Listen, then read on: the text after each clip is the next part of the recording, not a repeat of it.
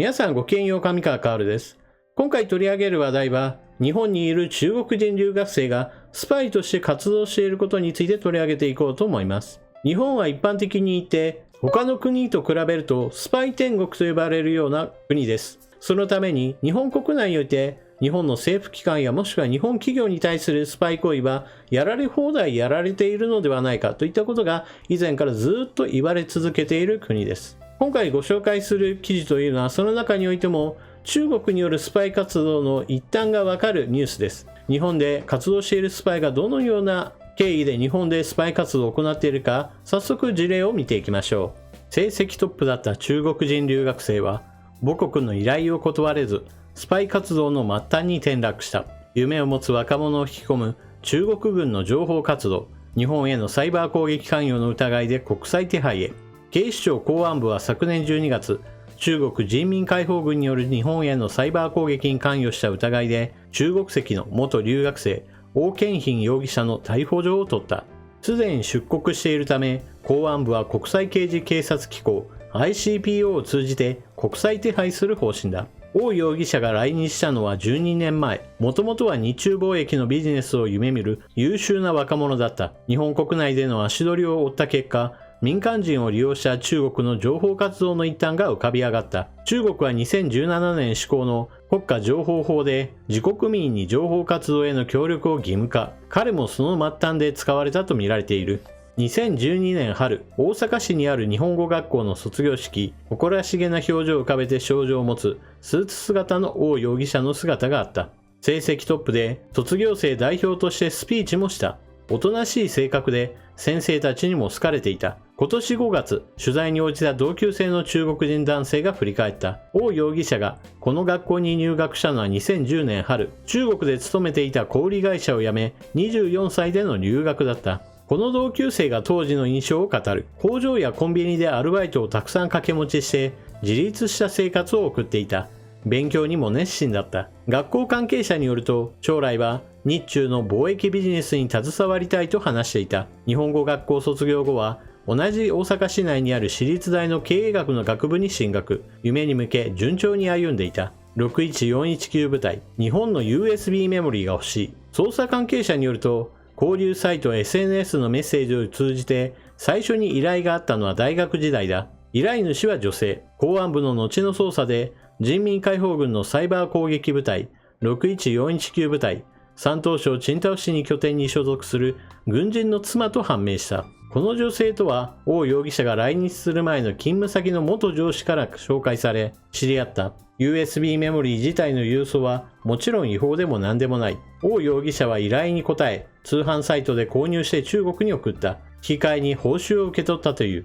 ただ依頼はこれだけで終わらなかった。女性は自身が軍関係者であることを SNS で明かさないまま次第に依頼の内容をエスカレートさせていく。王容疑者が応じたとみられる依頼の中には日本国内のレンタルサーバーを契約し ID とパスワードを送った疑いも含まれる。このサーバーは2016年の宇宙航空研究開発機構 JAXA など国内約200機関の機密情報を狙ったサイバー攻撃で使われた。攻撃では日本の複数のサーバーが使われ、その一つが王容疑者のものだった。日本のサーバーを経由することで検知システムに不正アクセスと認識されにくくするためだったとみられる。架空企業偽名でソフト購入を狙う。王容疑者は2016年春に大学を卒業。就職先として日本国内の会社に内定を得たが、健康上の理由から入社を辞退し帰国した。帰国後も軍人の妻である女性との関係は続いていたとみられる。2016年11月、女性からの指示を受け、あるセキュリティソフトを東京都内の販売会社から購入しようとした疑いがある。警視庁公安部が今回逮捕状を取ったのもこの容疑だ。ソフトは日本企業に販売が限られている。このため王容疑者は架空の企業名や偽名を使って購入を申し込んだ。しかし販売会社は登記が確認できないことなどを不審に思い拒否したとされる。公安部は人民解放軍がソフトの脆弱性を調べた上で新たなサイバー攻撃を仕掛ける目的だったと見ている。王容疑者が再び来日したのは翌2017年、日本にいる知人に会う目的だったとみられる。ただ待っていたのは公安部の捜査員だった。任意の事情聴取を受けた王容疑者は容疑を認めた。公安部は一方で、観光目的で来日した女性も聴取した。その後女性は出国している。王容疑者のスマートフォンには、軍人の妻とのこんなやり取りが SNS に残されていた。王容疑者、これ以上は危険と感じる。毎回ビクビクしている。いけないことだ。軍人の妻、国家に貢献しろ。ソフト購入は依頼というより指示あるいは命令であったことを伺わせた。捜査関係者は工作活動の末端で使われた可能性が高いと見ている。国家という言葉の重み。王容疑者はこの女性と接触するまで人民解放軍との関わりはなかったとみられる。違法行為を手伝わされることに葛藤を抱えながらなぜ指示に従わざるを得なかったのか。ある公安部幹部はこう指摘した。中国と日本では国家という言葉の持つ意味が全く違う。公安関係者によると、中国の情報活動はロシアや北朝鮮とは異なる点がある。両国では特殊訓練を受けたスパイが主な活動を担う。一方、中国は民間人を巻き込んだ人海戦術が特徴とされる。特に2017年6月施行の国家情報法は、自国民や中国企業に対し、国家機関の情報活動への協力を義務付けており、こうした傾向はさらに強まっているとみられる。公安部幹部は、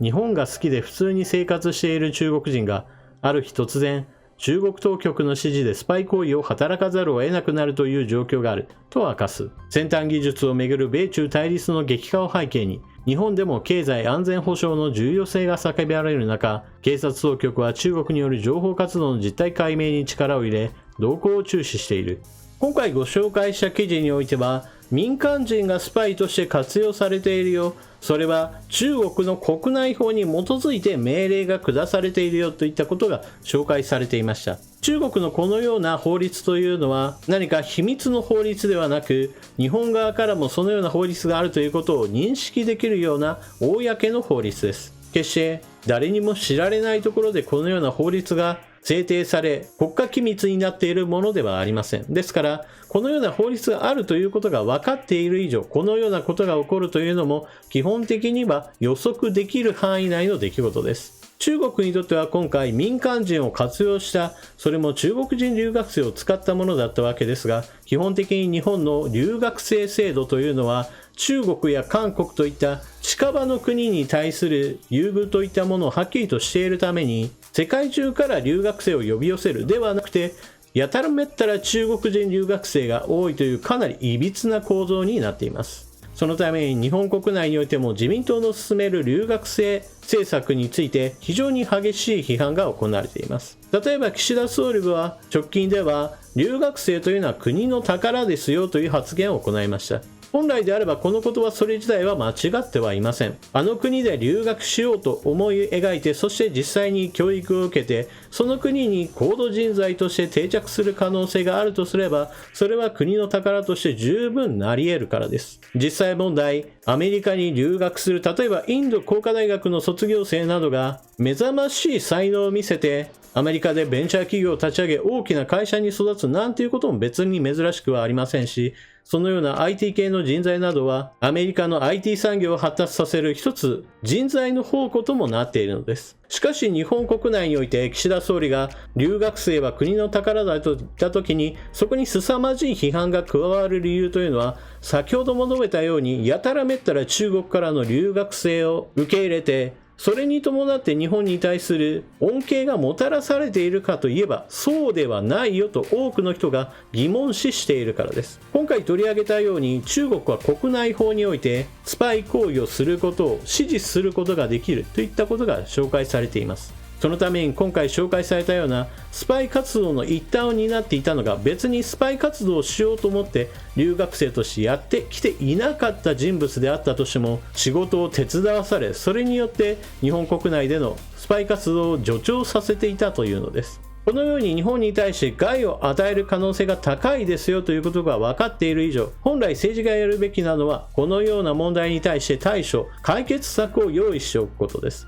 そのための解決策も別に斬新なものではなく、以前から言われています。それは対スパイ法を制定し、それに伴って国内でカウンタースパイを行う諜報機関を育成することです。このような話をすると、必ず対スパイ法のような仰々しいものを作る必要などない日本国内には様々な法律がすでに制定されていて、そんなものは必要ないということを言われる方がおられます。例えば、入ってはいけないところに入っていたのであれば不法侵入、盗んではいけないものを盗んでいるのであれば、それは窃盗罪、詐欺罪、公文書偽造等々大抵の行為に対しはそれに対応する法律があるんだという話です。しかしこれは一つ大きな間違いがあって、確かに一つ一つの行為に対する犯罪行為を認めて、これに対する刑法を適用するというのも確かに間違ってはいないのですが、肝心のことが抜けています。スパイ行為そのものに対するはっきりとした